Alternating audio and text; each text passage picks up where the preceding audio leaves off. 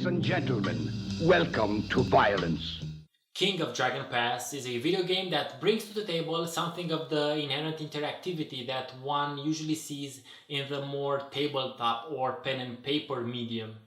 The game acts both as setting as well as a game master, placing you, the player, in charge of your own feudal era clan. It's a mix of almost equal parts strategy game, resource management game, and role-playing game. All of these different components being tied together by the narrative and the storytelling component. Join me after the intro so that I can tell you more about the King of Dragon Pass.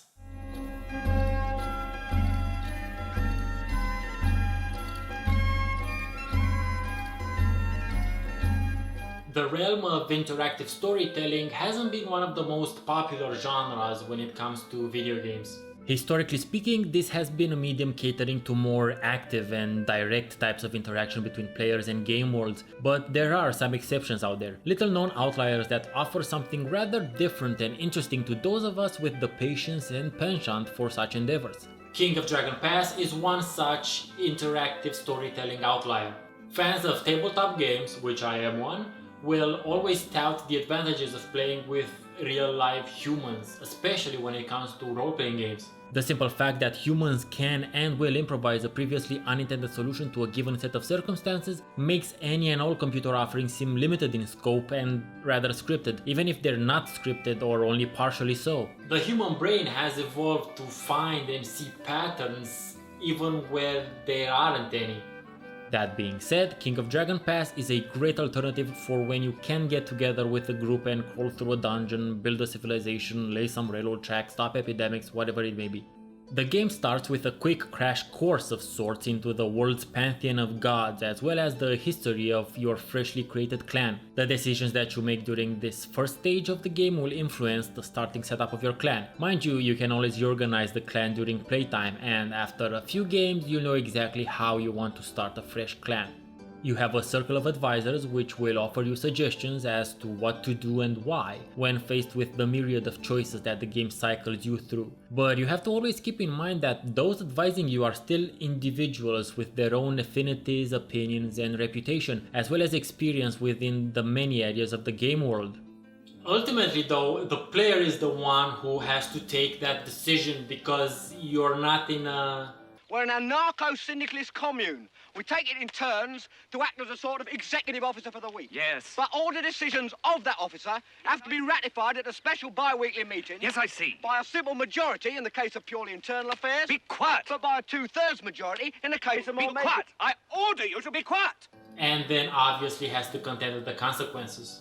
Sometimes these consequences are immediate, sometimes you have to wait a couple of seasons for them, and sometimes maybe a year or more. As the leader of your clan, you'll be in charge of managing everything, from the types and amount of crops your people plant to diplomatic or not so diplomatic relations with surrounding clans. You'll also be in charge of trading, exploring the surroundings, and communing with your gods, spirits of your ancestors, and the other magical and mystical things and creatures which abound. This last part about the gods, the magic, and the mystical side is crucial to the world of King of Dragon Pass, because this is a place where gods and spirits and magic actually exist. Sacrificing to gods for particular benefits and blessings is always suggested, whilst maintaining shrines to said gods is even a better idea. Shrines offer you year-round blessings, but their maintenance costs are so high that you might never get to maintain more than 2 or 3 shrines. As such, this means that you're gonna have to make some tough choices relating to which blessing you'll want for your people. Will you want to have good harvests or healthy children? Lots of livestock or success in battle? Mind you, all of these things and many more will play a role during your tenure as clan leader. The influence of the gods gets even more palpable when we're talking about trying to do a hero quest.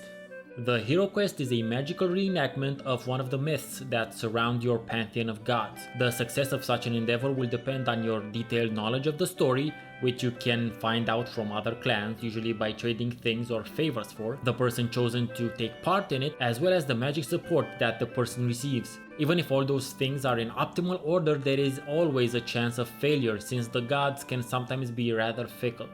I haven't even touched upon creating diplomatic relations with your neighbors or trade routes, making sure your people have food to eat, exploring your Tula, or also making sure that your area of your village, let's call it, your clan, is patrolled by your professional warriors, the weapon thanes. The time of year in which you find yourself usually dictates what you should or should not be doing with your people. An obvious hint is to never go raiding or exploring during the equivalent of spring and autumn, since that's when the crops are planted and harvested. Being undermanned during either of those seasons will mean that you will have less food in your stores for the coming year.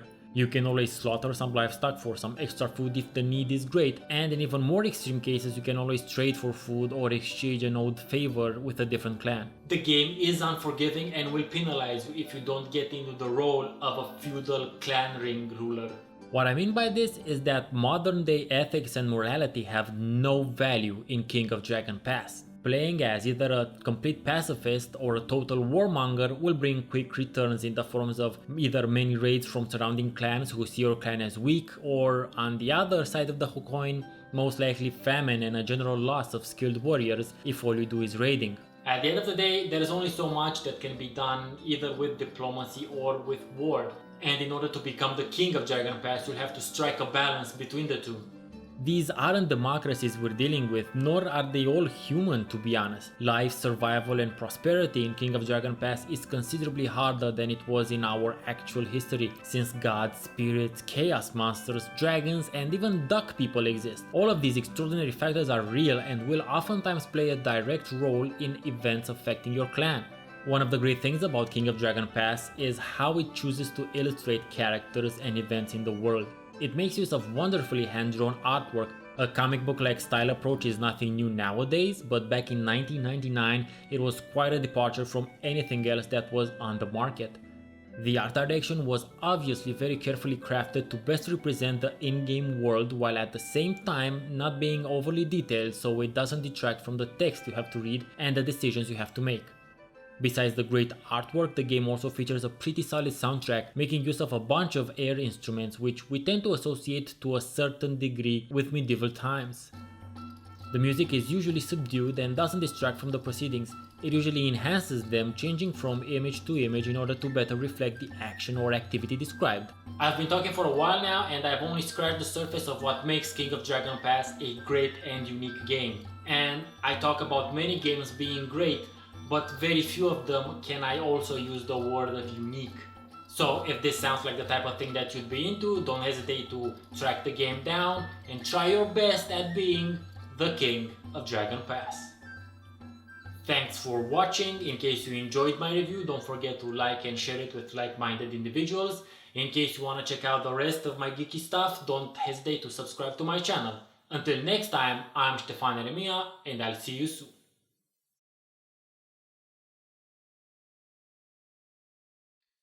King of Dragon Pass brings to the table my ass.